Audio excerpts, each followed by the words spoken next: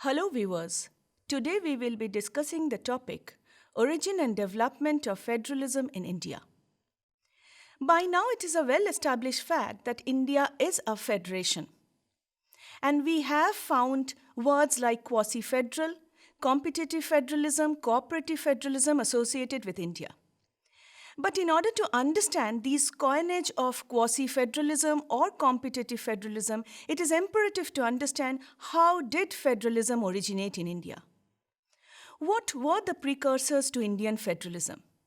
Did it originate with the Indian independence? Or we had some form of federal power sharing before independence?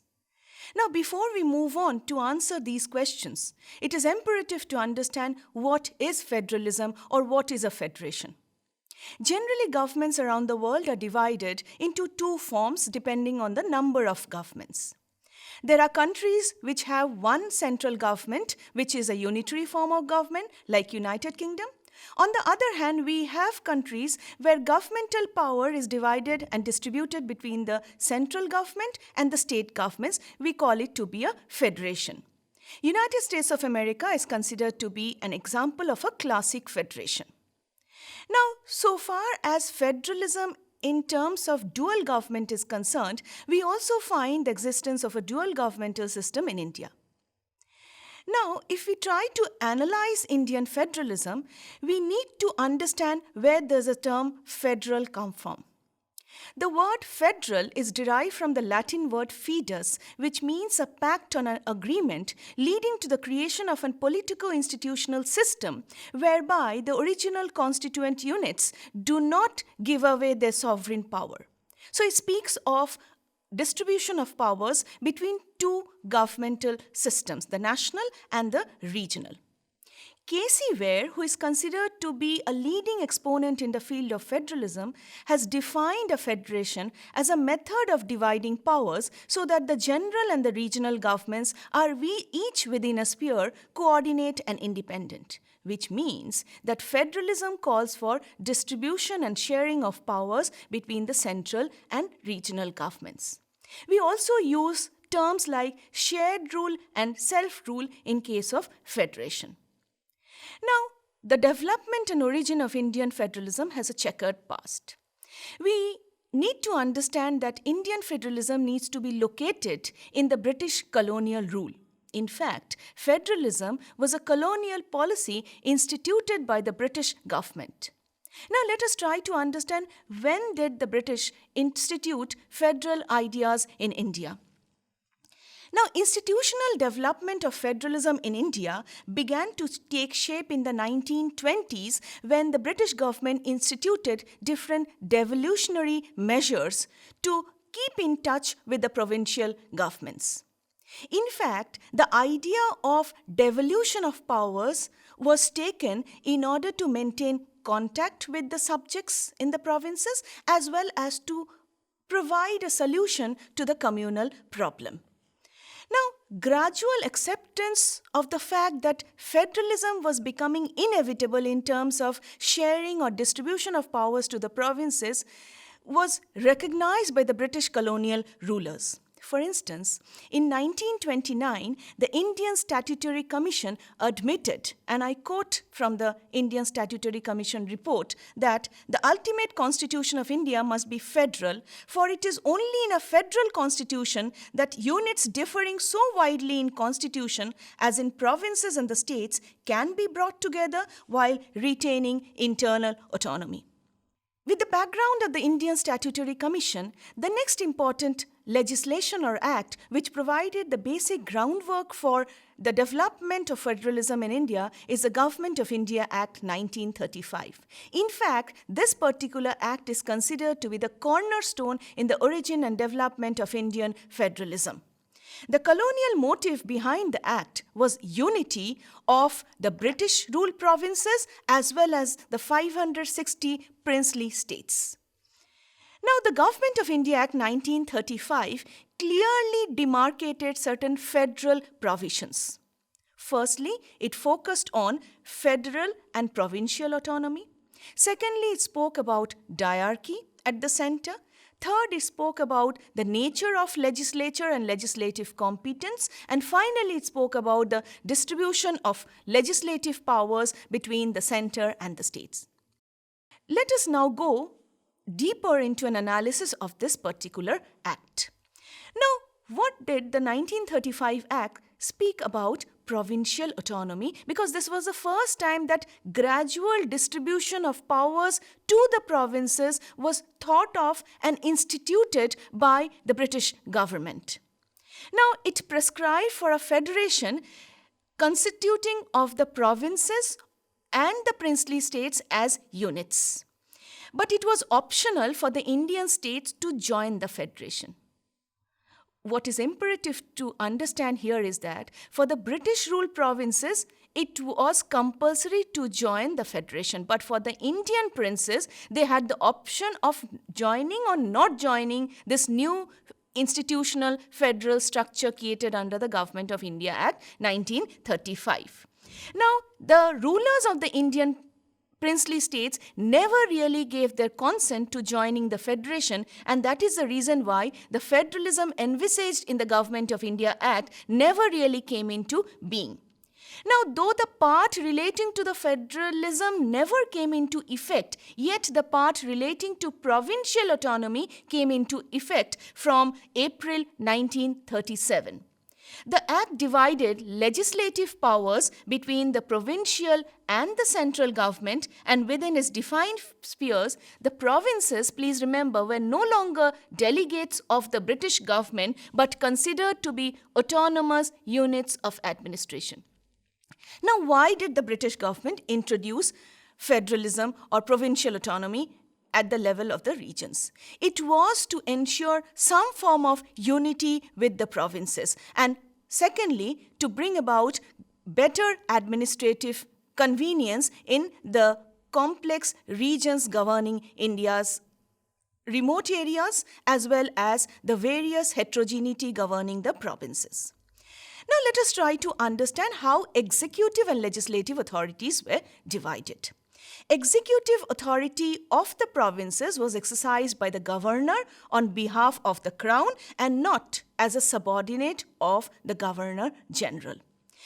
The act required the governor to act and prescribe laws and policies with the advice of the Council of Ministers responsible to the legislature. However, please note that in some areas the governor was free to exercise his discretion. So far as central governance is concerned, the executive authority of the central government was vested in the Governor General on behalf of the Crown, and he would have ministers to aid and advise him. However, there were certain reserved matters such as defense, external affairs, tribal affairs, for which he could use his own discretion with the help of councillors appointed by him, and these councillors were not responsible to the national legislature. However, there were other areas where he had to take the aid and advice of the Council of Ministers, where they were responsible to the legislature. But then we need to understand that the Governor General had certain special responsibilities, and in the exercise of these special responsibilities, he might act contrary to the advice provided by the Council of Ministers. So we find that the Governor General had some autonomous powers and some powers which he would exercise with the aid and advice of the Council of Ministers. Let us now turn on to the legislative domain. Now, the central legislature was bicameral, which consisted of the Federal Assembly and the Council of State. The provinces had the option of adopting a bicameral legislature or a unicameral legislature. Going by the Government of India Act, we found that there were 6 provinces which adopted bicameralism, and the rest of the provinces adopted a unicameral legislative system. Now, the legislative powers of both the central and the state legislatures were subjected to certain limitations. Let us now try to understand in detail how the legislative powers were distributed between the central government as well as the provincial government. Please note that there were 3 lists: the federal list, the provincial list, and the concurrent list. The federal list consists of subjects in which the federal legislature would have exclusive jurisdiction to make laws and impose those laws. Some of those areas were external affairs, currency, coinage, etc. The provincial list consists of items where the provincial government had exclusive power to make laws. These included police, education, etc. There was a third list called the concurrent list, where the central legislature and the provincial legislature had co-equal powers to make laws. These areas included CRPC, CPC, marriage, divorce, property, etc. Now we need to understand that though there were clear demarcation of powers between the central and the provincial list, yet the central government enjoyed more powers even in some areas of provincial administration. For example, during times of emergency or national exigency, the federal government would have the power to make laws on matters contained in the provincial list. Another important thing to note is that if there was a conflict between the federal government and the provincial government in the exercise of concurrent jurisdiction, then automatically the federal law or rule would reign supreme. So we need to understand that the federal government reserved some exclusive area of competence so far as legislative powers were concerned. Powers which were not mentioned in any of these three lists, that is the residuary powers, were exercised by the federal government. Now we need to understand that though these lists clearly demarcated the competence of the federal and the regional government, yet there was a dominance and centralization of power in the hands of the central government exercised by the Governor General on behalf of the Crown. Now we found that the proposed federation, as enunciated in the Government of India Act 1935, was highly centralized, inadequate, and it was imposed from above. The Act provided some kind of provincial autonomy and a federal structure, but there was so much of reservation and checks on the power of the provincial legislatures that ultimately most of the powers were concentrated in the hands of the British central government. It retained in the British hands complete control over Indian finances, military, foreign affairs, and made the viceroy even more powerful than before. In fact, the so-called federal scheme, as I just said, was a colonial imposition from above rather than a result of an agreement between the federating units. While there was a lot of debate and discussion about the Government of India Act 1935, but we need to recognize one important point is that for the first time the British government recognized the importance of provincial autonomy, however little it might be. It experimented with different forms of powers and autonomies to be delegated to the regional governments. We need to remember that at a point of time where there was centralization of power in the British colonies, this was an experiment of institutional innovation in terms of giving powers to the provincial government to exercise some areas of exclusive jurisdiction. Now, the Government of India Act 1935 came into operation in the British ruled provinces from 1937, and as I had just said, that the princely states did not accept this model of federation. Now, at this juncture, we also need to know that there was a lot of differences, animosity between the Muslim League and the Indian National Congress on the question of the communal problem and the provision for establishing two different sovereign unions, India and Pakistan. However, we also need to understand that India was going through massive institutional political changes at this juncture of Indian history. Now, in 1946, there was another important constitutional development just before independence, and that was the Cabinet Mission Plan. The Cabinet Mission Plan was sent to India in order to provide for a model of constitutional development so that transfer of power in the near future could happen in a peaceful mechanism. Now, it is said that the last colonial measure for the institution of federalism in India was the Cabinet Mission Plan. We would go into this discussion a little later whether this was accepted by the Indian National Congress and the Muslim League or not. Now, the Cabinet Mission Plan recommended that there should be a union of India comprising both British India and the princely states to deal with powers such as foreign affairs, defense, communication, and those powers relating to finances were to be given to the central government. All subjects other than union subjects and all residuary powers should be vested in the provinces. Students, please remember that this constitution of residuary powers with the states is also there in the classic federation of United States of America. The state will retain all subjects and powers other than those not ceded to the union. Now, if you look into the cabinet mission plan, it provides for considerable autonomy and powers to the provinces than what was given by the Government of India Act 1935. There should be provisions for representation of British India, the states, and two major communities, that is the Hindus and the Muslims, along with their veto powers in the union, legislature, and executive, and so on. So we find that a number of federal provisions were contained in the Cabinet Mission Plan of 1946.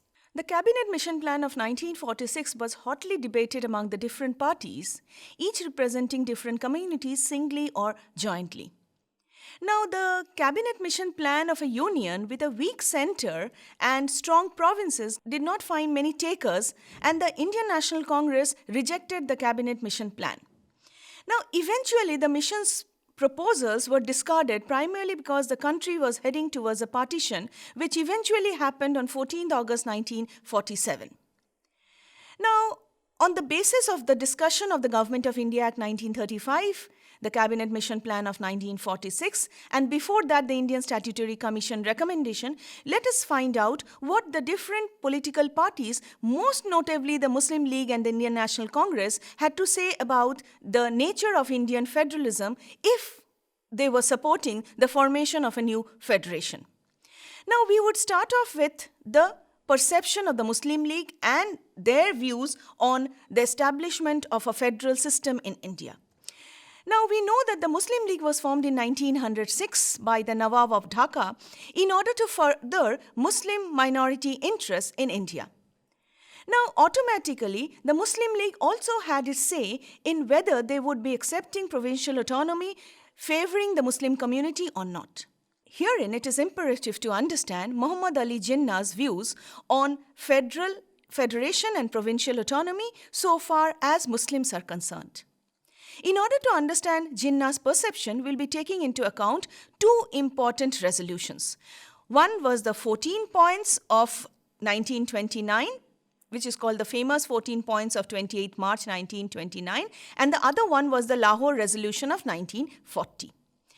We can see that from 1929 onwards, Jinnah was in favor of provincial autonomy and the establishment of a federation, where he felt that the Muslim minorities will have a better say in administrative control and governance.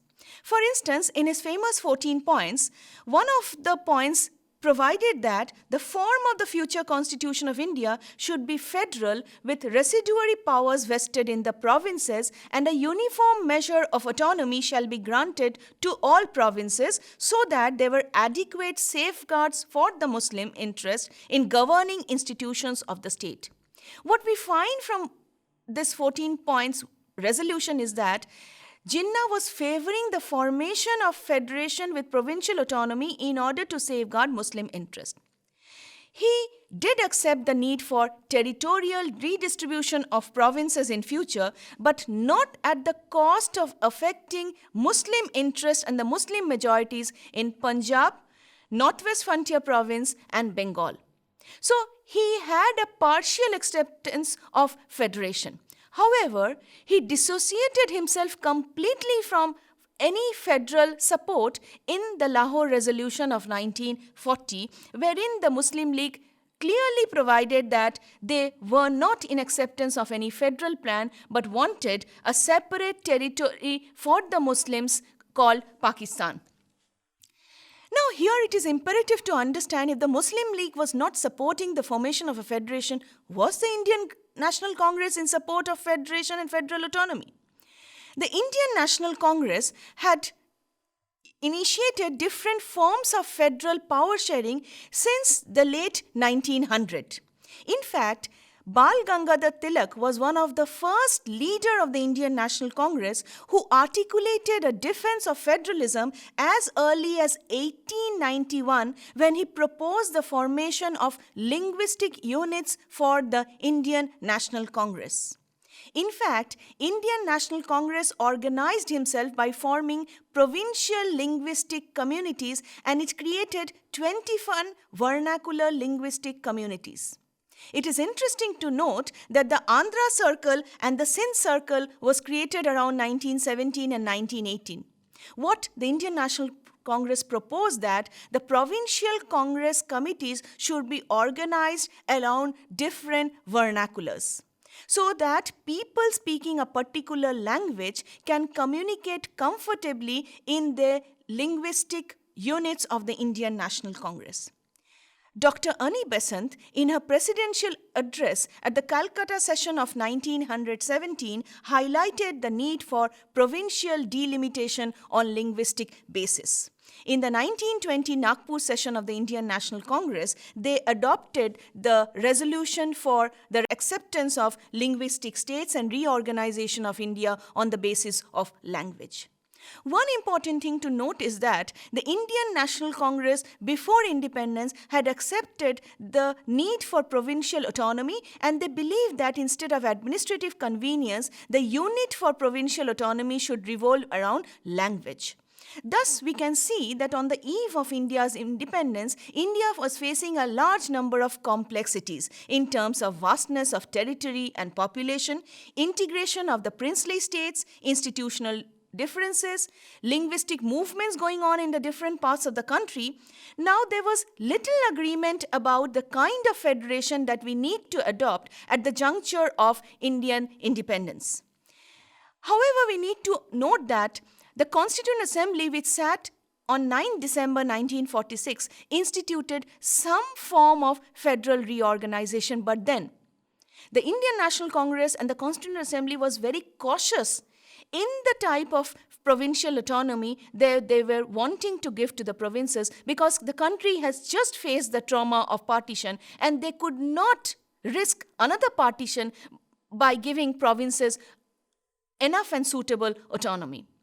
In fact, in the Objectives Resolution, Jawaharlal Nehru clearly stated that a resolution which envisaged a Republic of India wherein the various territories would possess and retain the status of autonomous units together with residuary powers and exercise all powers and functions of government and administration, save and except such powers and functions as were vested or assigned to the Union or as were inherent or applied in the Union or resulted thereon.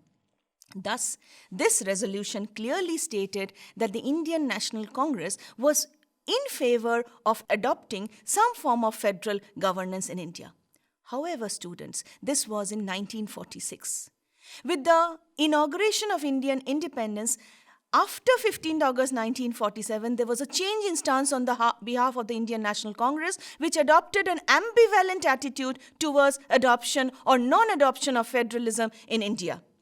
There were concerns of accommodating diversity and preserving unity, at the same time focusing on administrative convenience. Therefore, it needs to be understood that the Constituent Assembly, though initially in 1946 was in favor of granting some form of provincial autonomy, but after 1947 there was a change in attitude where it was believed that provincial autonomy might lead to disintegration of the Indian provinces, and we need to adopt measures so that the union government became powerful and some sort of autonomy can be given, but not complete and independent autonomy. Therefore, what the Constituent Assembly did was that it adopted the Government of India Act 1935 as the basis for the creation of a federation for Indian model, where we would be having a very strong central government. Now, what have we understood from this discussion so far? Please note that the Indian Constitution, which was drafted by the Constituent Assembly and which came into force on 26 January 1950, never uses the word federation, federalism, or federal government. Rather, Article 1 of the Constitution of India says, India, that is Bharat, shall be a union of states. So it is a union of states and not a federation as we understand classical federations like USA, Australia, Canada, etc. Now, why did the framers not introduce the word federal but went in for a word union? B.R. Ambedkar clearly provided a logic for that. According to him, and I quote Ambedkar, India will have a federation and at the same time will have uniformity in all basic matters which are essential to maintain the unity of the country. Therefore, the reason for adoption of a very strong centralized federal system, Union of States, was that it was imperative in 1950 to maintain unity and integrity of the country. However, we can say that even if the Constitution does not use the word federal or federation, but the constitutional provisions and the institutional working in the last 75 years have proved beyond doubt that we live under a federation and there is clear distribution of powers between the central and the regional governments, which is the essence of a successful federation. Thank you.